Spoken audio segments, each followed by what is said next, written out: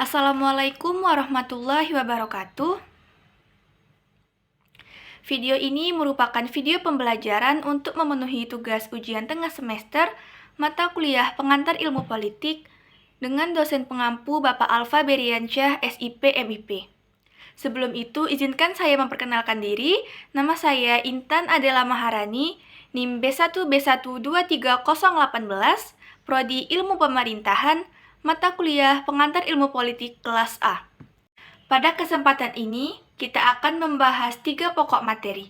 Yang pertama, pengertian politik, yang kedua, konsep politik, dan yang ketiga, unsur-unsur politik. Di sini saya akan menjelaskan definisi politik. Pengertian politik secara singkat atau sederhana adalah teori, metode, atau teknik dalam memengaruhi orang sipil atau individu. Politik merupakan tingkatan suatu kelompok atau individu yang membicarakan mengenai hal-hal yang terjadi dalam masyarakat atau negara. Politik adalah tentang membuat kesepakatan antar manusia sehingga mereka dapat hidup bersama dalam kelompok. Namun sebenarnya apa sih politik itu? Jadi pada dasarnya politik itu adalah suatu fenomena yang sangat berhubungan dengan kehidupan manusia yang merupakan makhluk sosial. Banyak sekali ahli di luar sana yang memberikan pendapat atau pandangan mereka mengenai pengertian politik atau ilmu politik. Dan di sini saya akan menyebutkan 2 di antaranya. Baiklah, yang pertama di sini yaitu menurut Paul Janet. Sedikit mengenal tentang beliau. Beliau lahir pada tanggal 30 April 1823 dan meninggal pada tanggal 4 Oktober 1899. Beliau dikenal sebagai seorang filsuf dan penulis asal Prancis. Banyak tulisan beliau yang membahas tentang filosofi, politik, dan etika. Nah, beliau berpendapat ilmu politik itu merupakan sebagai ilmu yang mengatur perkembangan negara. Begitu juga prinsip-prinsip pemerintahan. Kemudian yang kedua ada Roger Henry Soltau. Beliau adalah seorang ilmuwan politik. Beliau dilahirkan di Perancis pada tahun 1887 dan meninggal pada tahun 1953. Beliau berpendapat bahwa ilmu politik adalah ilmu yang mempelajari negara, tujuan-tujuan negara, dan lembaga yang akan melaksanakan tujuan itu. Nah, dari sekian banyak pendapat mengenai politik, bisa saya simpulkan bahwasanya politik itu adalah sebuah proses atau perilaku yang ditempuh oleh seseorang atau sekelompok warga negara dalam rangka mencapai tujuan dari negara itu sendiri. Selanjutnya, kita akan membahas mengenai pokok pembahasan konsep politik. Konsep politik yang pertama yaitu politik memiliki konsep pandangan klasik. Maksudnya di sini, yaitu di mana politik tersebut akan digunakan oleh masyarakat untuk bisa mencapai suatu kebaikan bersama, yang di dalamnya dianggap memiliki nilai moral yang lebih tinggi. Sebutan klasik ini menuju pada Aristoteles sebagai salah satu filsuf klasik Yunani kuno, yang mendefinisikan politik sebagai ilmu dan tindakan untuk mencapai kebaikan bersama tertinggi, yakni kebahagiaan. Maksudnya di sini, urusan-urusan yang berkaitan dengan kebaikan bersama masyarakat, nilai moralnya lebih tinggi daripada urusan yang menyangkut kepentingan individual. Dengan mementingkan kebaikan bersama, setiap warga negara menegaskan dirinya sebagai makhluk yang politis. Nah, selanjutnya kita memasuki konsep yang kedua yaitu kelembagaan. Politik memiliki sifat kelembagaan. Menurut Max Weber, politik merupakan segala sesuatu yang berkaitan langsung dengan penyelenggaraan negara, yang melihat negara dari sudut pandang yuridis formal atau juga status. Negara dianggap memiliki suatu hak monopoli, kekuasaan fisik yang paling utama. Akan tetapi, konsep ini hanya bisa diberlakukan bagi negara modern. Negara modern sendiri merupakan suatu negara yang sudah memiliki diferensiasi serta spesialisasi peranan. Lalu negara modern juga memiliki batas wilayah yang lebih pasti. Secara kelembagaan, politik berurusan dengan segala hal yang berkaitan dengan penyelenggaraan negara. Dengan negara-negara itu dimungkinkan oleh kekuasaan. Karena itu sangat ketat persaingan dan saling berpengaruh untuk memperoleh dan membagi kekuasaan. Kelembagaan ini pun sangat mementingkan struktur. Karena itu seringkali paksaan fisik terhadap warga negara disistematikan sedemikian rupa sebagai perwujudan kekuasaan demi penyelenggaraan negara. Kemudian yang ketiga yaitu konsep kekuasaan.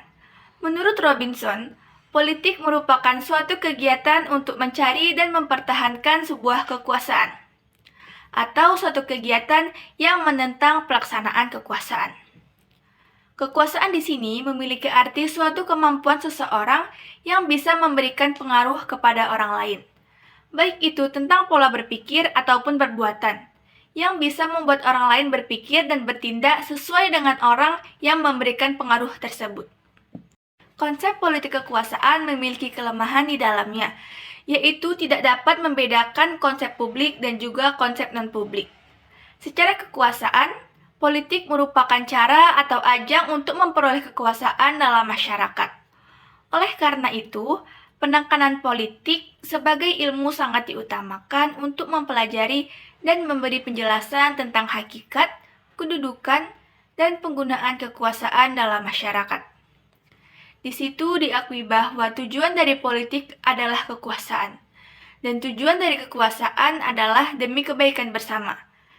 Sebagaimana kuasa mengendalikan adanya yang lain, atas dasar itu pula kekuasaan lebih menghormati adanya aspek yang lain.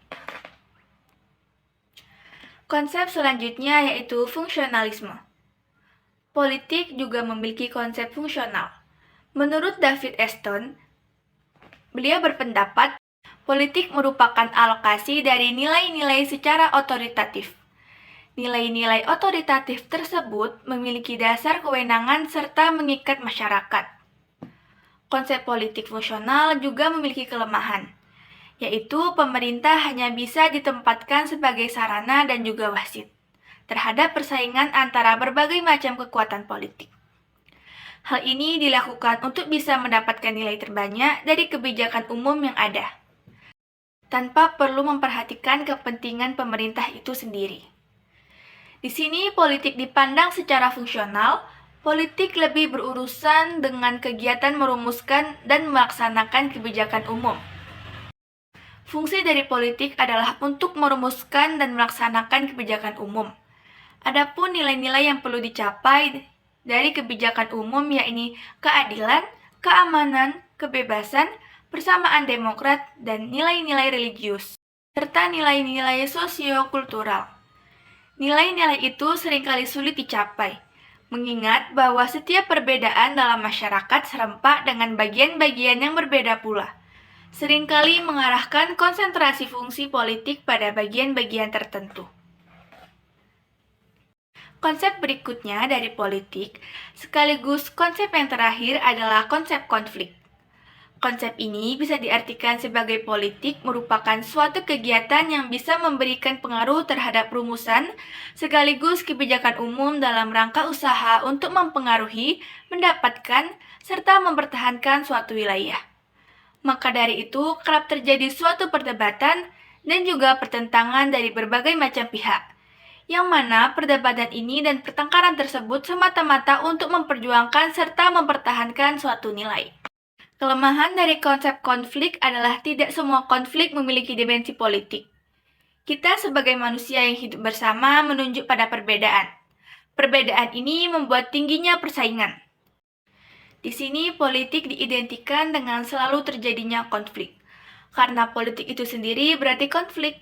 Walaupun pandangan ini seringkali tidak tepat, tetapi patut kita akui bahwasanya dalam perkembangan aktivitas politik modern, konflik merupakan gejala yang paling melekat dengan setiap proses politik.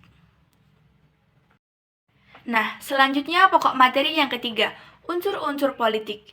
Yang pertama adalah negara. Negara oleh Miriam Budiarjo, negara sendiri diartikan sebagai suatu organisasi dalam suatu wilayah yang memiliki kekuasaan tertinggi, yang sah dan ditaati oleh rakyatnya.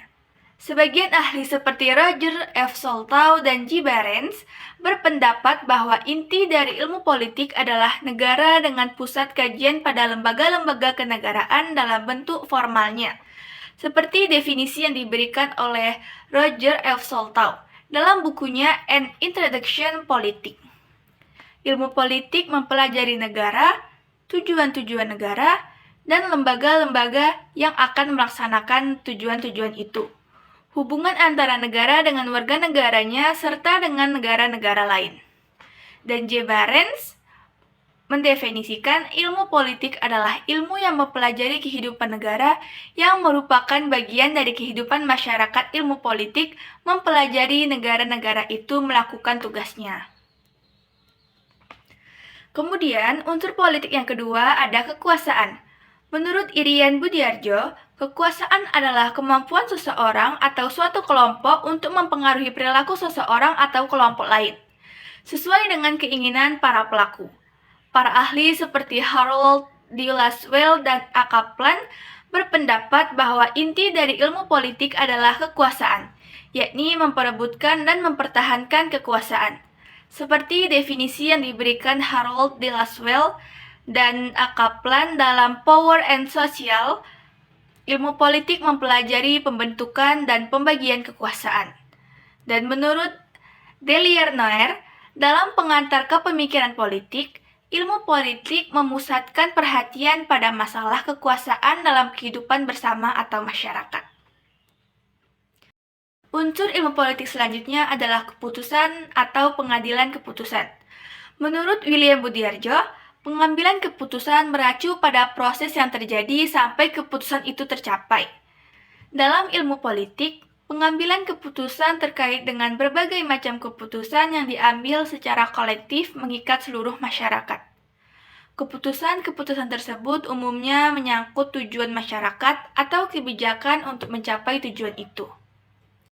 Joyce Michael dalam bukunya Political Analysis and Public Policy mengatakan, politik adalah pengambilan keputusan kolektif atau pembuatan kebijaksanaan umum untuk masyarakat seluruhnya.